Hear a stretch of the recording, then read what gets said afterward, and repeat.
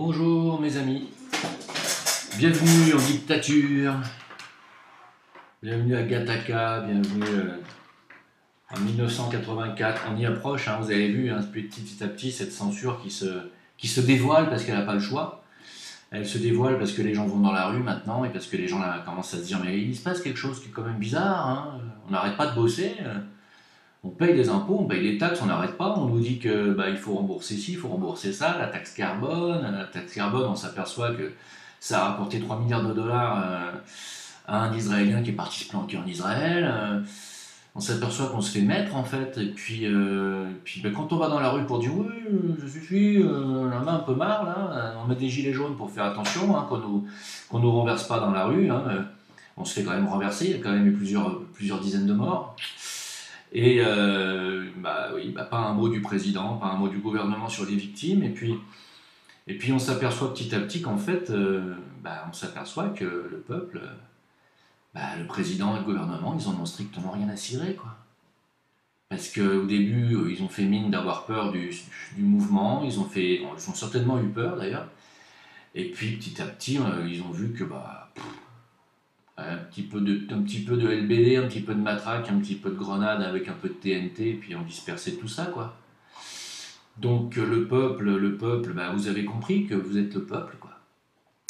Vous êtes le peuple et que vous êtes des sujets, et puis que les dirigeants ne travaillent pas pour vous.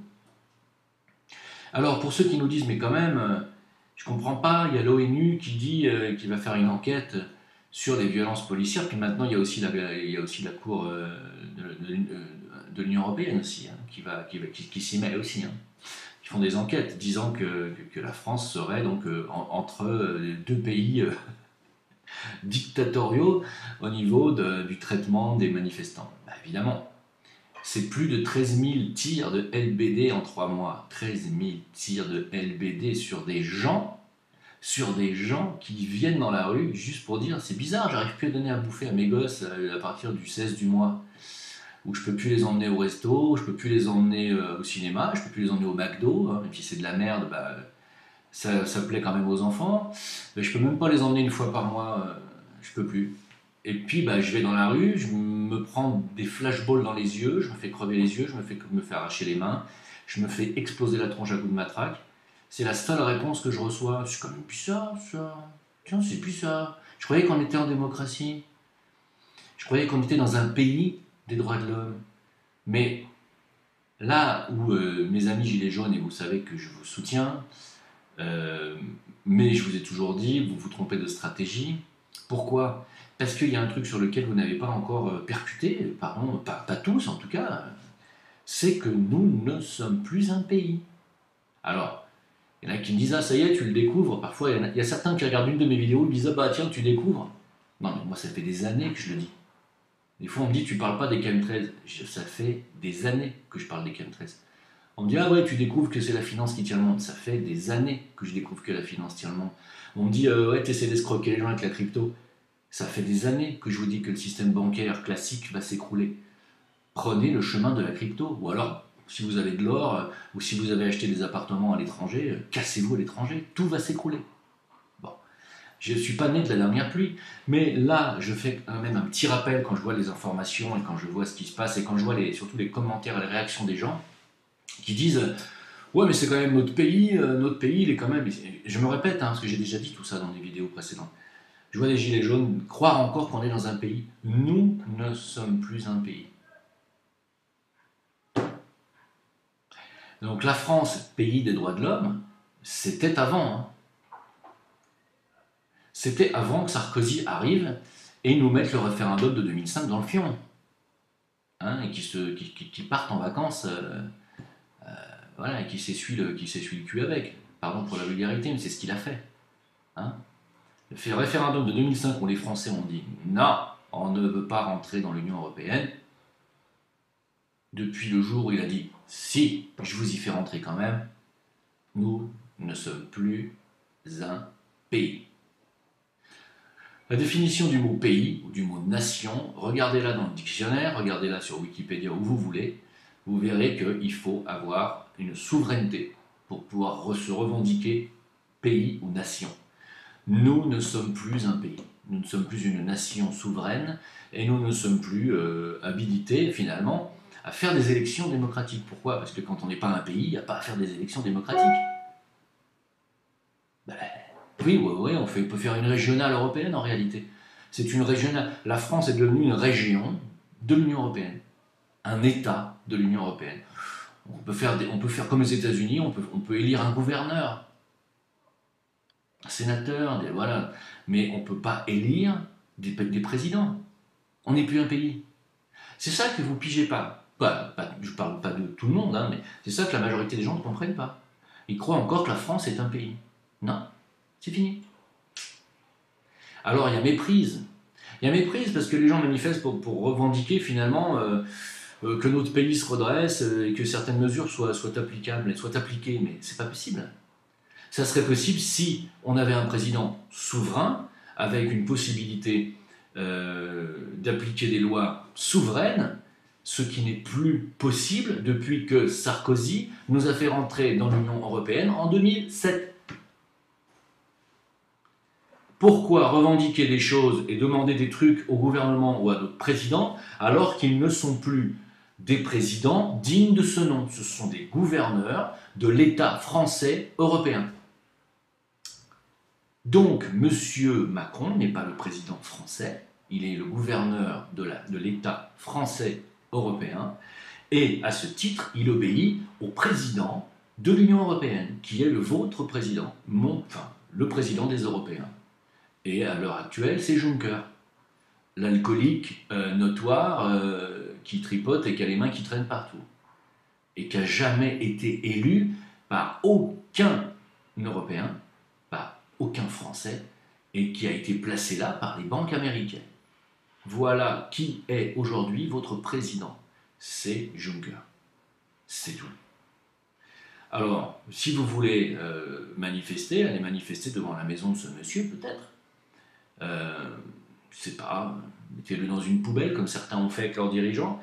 Mais tant qu'on sera dans l'Union européenne, il n'y a plus à revendiquer quoi que ce soit auprès de notre gouvernement, ni auprès de notre président de paille, puisqu'ils ne sont plus habilités à prendre des décisions nationales. Ils ne peuvent plus rien faire. Il n'y a plus de nation. Ils ont tout détruit. Vous comprenez ou pas? Voilà. Donc l'Union européenne, elle est responsable de tout ce qui se passe en France. Elle est responsable du fait que y a des lois qui passent qui sont toutes les plus inadmissibles les unes que les autres en réalité, et qui font surtout que le président ne peut faire qu'une seule chose, c'est faire appliquer ses décisions européennes dans les territoires français, qui reste un territoire, qui reste un État, mais qui n'est certainement plus une nation souveraine, donc qui n'est plus un pays. C'est QFD, hein. Voilà. Alors dans notre beau pays, on a un super gouverneur, hein, je ne vais pas l'appeler président, ça serait vraiment fausser les choses. On nous fausse déjà suffisamment comme ça les cartes, on nous brouille les cartes. Il faut appeler un chat un chat. Il n'y a plus de président en France. Il y a un gouverneur, comme aux États-Unis. Le gouverneur de l'État de New York, ou de l'État de Washington, ou de l'État de ce que vous voulez, de Californie. Voilà, c'était Schwarzenegger. Eh bien, Macron n'est ni plus ni moins qu'un Schwarzenegger de France. Et ni plus ni moins. Donc, qu'est-ce qu'il fait? Il fait son show à la Schwarzenegger. Il dit, je vais organiser un grand débat parce qu'en réalité, il est en campagne électorale pour les européennes. Et il n'en a rien à cirer, ni de vous, ni de moi, ni de qui que ce soit qui peut se faire crever un œil ou pas. C'est pas son problème. Son problème, c'est d'appliquer les directives européennes qui sont en réalité demandées depuis l'autre côté de l'Atlantique, là-bas, depuis la Fed, depuis la Goldman Sachs. C'est là-bas qu'ils décident pour nous, pour vous. C'est eux qui décident les augmentations d'énergie, parce que c'est eux qui tiennent tout maintenant. Et oui, Macron, il a dit, ok, vous voulez les centrales électriques? Je vous les vends. Vous voulez les barrages électriques? Je vous les vends. Vous voulez les aéroports de Paris? Ça rapporte de l'argent, c'est les Français qui les ont payés. D'accord, ok, je vous les vends. Vous voulez la Française des Jeux? Mais c'est aux Français, c'est eux qui payent, c'est eux qui jouent. Bon, d'accord, je vous les vends. Vous voulez quoi? Vous voulez l'Alstom? Bon, ok, je vous le vends. C'est ça qu'il a fait, c'est ça qu'ils font. Ils vendent tous les acquis français à des riches américains, la plupart du temps, c'est surtout eux qui rachètent tout, et eux disent au président, enfin au gouverneur français maintenant, Ben tiens, à partir de mars, tu vas augmenter un peu l'électricité là, parce que ça ne nous rapporte pas assez. Tu vas augmenter un peu ça, parce que maintenant que tu nous as vendu les centrales, il va falloir que ça rapporte un peu plus, là, c'est pas assez rentable. Les autoroutes, là, ah bah ouais, on brasse 3 millions d'euros par jour, mais oh ouais, c'est pas assez ça. Hein? Allez, tu vas augmenter un peu les péages là. C'est ça qui se passe, hein. C'est comme ça que ça se passe, parce que les péages aussi, ils les ont vendus, bien sûr. Donc, en réalité, aujourd'hui, j'ai envie de dire à tous les gilets jaunes et tous les gens qui ne vous soutiennent ou vous soutiennent pas, vous avez un train de retard, les gars. Alors, c'est pas un reproche. Je dis juste que la situation est bien plus grave que ce que vous pouvez bien pouvoir revendiquer dans les manifestations des Gilets jaunes. C'est bien plus grave que ça. C'est bien plus grave que de dire oui, nous avons une dette, nous appartenons, nous sommes, voilà, nous ne pouvons pas nous en sortir à cause de la dette, ce qui est vrai, bien entendu, mais on est allé au-delà de ça maintenant. C'est-à-dire qu'en plus de la dette que nous passent les mêmes qui tiennent la Fed américaine, c'est toujours les mêmes, c'est-à-dire que c'est les mêmes personnes, hein, c'est Rothschild et consorts qui tiennent la Fed américaine. C'est les mêmes à qui, quasiment les mêmes, à qui on a vendu les autoroutes, à qui on a vendu les centrales, etc. C'est eux qui tiennent tout ce qui rapporte de l'argent en France, et désormais c'est eux qui tiennent l'Union européenne aussi, et l'Union européenne, c'est donc l'Union européenne qui décide pour la France ce qu'elle doit appliquer comme règle. Donc en fait, on obéit mais totalement qu'aux milliardaires américains, aux banques américaines, c'est tout. Et moi, vous me faites un reproche parce que je vous propose une possibilité de vous émanciper de ça en vous engageant dans la crypto. C'est vous qui voyez. Donc voilà, on en est là. Donc alors pour faire un peu d'actu, je ne peux pas parler que de ça dans cette vidéo, pour faire un petit peu d'actu,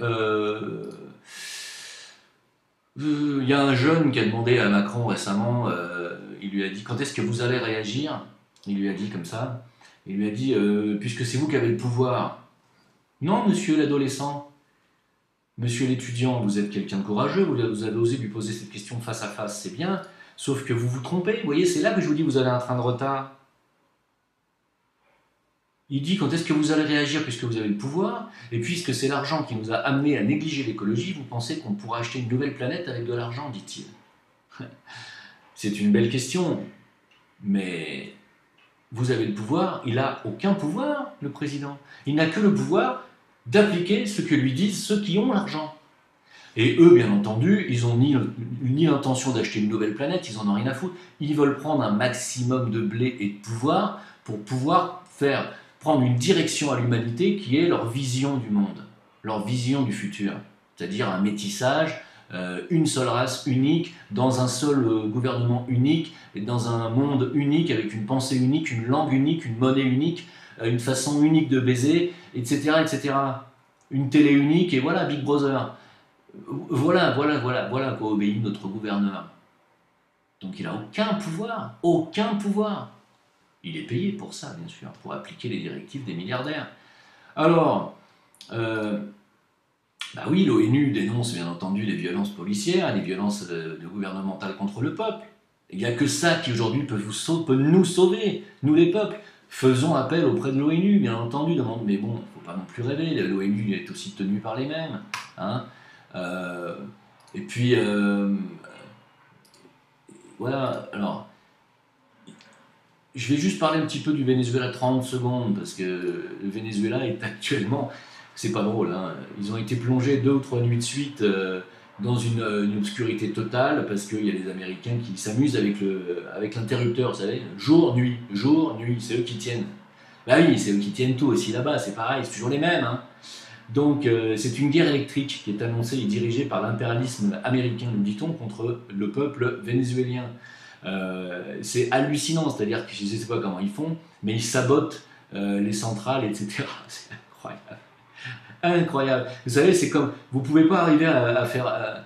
votre petit frère, vous voulez qu'il sorte, vous voulez qu'il se réveille, qu'il sorte de sa chambre et qu'il arrête de jouer sur sa PlayStation, vous voulez qu'il vienne à table, qu'est-ce que vous faites? Au bout d'un moment, bah, vous lui coupez le courant. Et c'est pareil. Ouais, Venezuela, Maduro il veut pas partir, qu'est-ce qu'on fait? On va leur couper le courant. Moi je vis dans un monde, je vous assure, mais je suis un peu fatigué en ce moment, j'en ai un peu marre. Il y a des fois,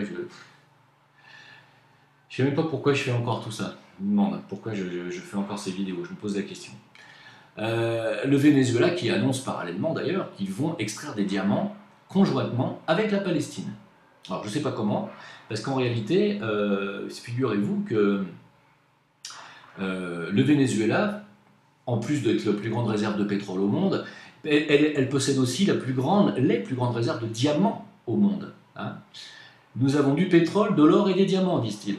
Hein, donc évidemment, vous dites bien que si la chambre de votre petit frère, à qui vous coupez le courant parce qu'il vous énerve, elle regorge aussi de l'or, du diamant, vous allez lui dire dégage, c'est moi qui prends ta chambre. Hein. Eh oui, bien sûr. On en est là, hein. C'est qu'une histoire de gamin en fait en réalité. Ouais, t'as du pétrole, t'as des diamants, casse-toi, c'est à moi. Bande de connards. Je peux plus vous supporter. Je sais pas comment fait-on pour cohabiter dans une planète où il y a des gens qui sont réveillés, des gens qui ont envie de faire du bien, qui ont envie d'aider les autres, et des connards pareils qui dirigent des pays entiers, qui sont surarmés, qui ont la bombe nucléaire, qui ont des milliards pour faire des milliards qui se sont inventés en plus, qui pourraient faire le bien, qui pourraient apporter de l'eau à bouffer à tout le monde, à apporter une santé extraordinaire pour tout le monde. Non, au lieu de ça, ils nous font bouffer de l'OGM, du glyphosate, ils nous foutent sur la gueule des tas de pesticides, des saloperies pour qu'on prenne des médicaments de merde. Pour ça, pourquoi? Pour aller piller les ressources du voisin, mais sans déconner. Et comment on fait pour cohabiter sur cette planète avec toute cette bande de connards, de ramassis de merde qui dirigent ces pays-là? Ouais, je suis énervé, ouais, j'en peux plus. Hein. Je suis un peu à saturation, j'en ai marre. C'est insupportable, voilà. Au bout d'un moment, je dis les choses parce que je suis pas loin de la retraite. J'ai vraiment envie de me retirer du monde, hein, je vous le dis honnêtement. Je sais qu'il ne faut pas que je le fasse, hein, mais j'ai vraiment envie. Hein. Malheureusement, le problème de la lucidité, c'est que ça vous force, malgré vous, à voir les choses telles qu'elles sont, vous voyez. Alors, un petit truc marrant que j'avais envie aussi de relater, qui m'a fait un peu rire, c'est la prestation de Dupont-Aignan sur le plateau télé de Patrick Cohen. Il s'est fait virer comme une merde, comme un malpropre. Hein. Ils lui ont dit, bah c'est bon, tu peux dégager Coco. Hein, on t'a invité, mais on t'a pas invité pour parler de ça, ni pour nous cracher à la gueule. Donc tu peux foutre le camp. Ils l'ont foutu dehors du plateau. Hein. C'est extraordinaire. Alors qu'il faut dire qu'il n'était pas allé de main morte. Hein. Il a dit que Patrick Cohen était le lèche-cul, le lèche-pompe de Macron et du système. Bon, quand tu es invité chez quelqu'un, c'est pas le genre de truc que tu dois dire normalement. Tu peux le dire avec un peu plus de diplomatie. Mais alors c'était quand même marrant. Et ce qui est marrant, c'est qu'ils sont c'est tellement des inquisiteurs maintenant de la vérité, de ce qui est une fake news et pas une fake news. Hein. C'est tellement eux qui décident que ils foutent des élus de la République, ils les foutent dehors. Vous avez déjà vu ça, vous? Moi, j'ai jamais vu ça. C'est la première fois que je vois ça. Mais il y a eu aussi sur le dossier Acrimed, il y a Monique Pinson-Charlot qui a aussi été pareil, la même chose sur par apathie et tout ça, et c'est monstrueux. Ces médias, mais il faudrait vraiment les boycotter. Puis je sais pas si vous avez vu la performance, vous savez, c'est Usara Duncan, je crois, qui est un ancien paparazzi qui fait maintenant qui fait l'intervieweur de rue, là, il filme les vedettes dans la rue, puis il leur pose des questions. 90% du temps, ça se passe relativement bien. C'est-à-dire que la plupart du temps, les gens lui disent oui, non, j'ai pas envie de répondre, ou ils répondent, ou ils disent bon bah c'est bon, allez, ciao, filme pas trop, j'aime pas trop quand tu filmes. Enfin, en général, ça se passe bien. Mais là, vous avez vu la prestation de 2-3 crevures quand même du PAF, à savoir quand même la pire des crevures, ça a quand même été Ruquier, je sais pas si vous avez vu. Moi, je vous conseille d'aller regarder, j'ai pas envie de vous mettre les liens là, ni de vous faire de montage vidéo. Allez voir sur YouTube, vous tapez Ruquier, Duncan, il s'appelle Duncan. Vous allez voir comment il se fait agresser par Ruquier. Rien que ça mérite un boycott national de toutes ces émissions. Hein. Bref. Alors, vous me dites où est-ce que tu vas partir parce que on devrait te suivre. D'abord, c'est gentil de me dire que vous voulez me suivre. Moi, je suis très très très touché. Sachez que je suis parti déjà, alors pas complètement parce que je n'arrive pas à piger comment ça fonctionne vraiment encore, et quand je le saurai, je vous assure que je vous dirai comment ça marche. Je suis parti en partie sur BitTube, je vous l'ai dit dans la vidéo précédente. J'ai fait une copie de toute la chaîne de Veilleurs non silencieux sur SolidTube, même si je sais que ça permettra au système plus tard de me retrouver, de dire ah t'as dit ça, tiens on a ta vidéo, t'as dit ci, t'as dit ça, mais j'en ai rien à foutre. Donc j'ai fait toute une copie de toute cette chaîne sur SolidTube à Le Veilleur non silencieux. Je fais pareil sur BitTube à Le Veilleur non silencieux, tout ça c'est tout attaché. Et je vais aussi me casser sur Steam Steemit, je crois, Steemit ou Steam, je sais plus. Et j'attends la validation du compte. Voilà, sachez-le, on va se casser de YouTube dès qu'on aura des plateformes crypto et sur la blockchain qui fonctionnent correctement et sont en train de se mettre en place. Donc très bientôt, on va pouvoir se tirer de là et on se servira de YouTube uniquement pour faire de petites annonces en disant il se passe ci, il se passe ça, voilà ce qui se passe sur nos chaînes, sur la blockchain. Et bye bye YouTube, bye bye Dailymotion, bye bye tous ces gens-là parce que vous nous avez escroqués pendant trop longtemps. Voilà. Parce qu'ils se font du blé hein, sur nos vidéos, hein, qu'est-ce que vous croyez? Ils se font du blé, mais grave. Alors le petit échange avec le gars de... Comment il s'appelle? Le gars de YouTube qui m'a répondu. Donc, il m'a répondu, on va dire... Ouais, il m'a répondu, quoi. Il m'a répondu, je suis désolé que tu sois convaincu que YouTube te censure, mais c'est justement l'inverse de notre plateforme.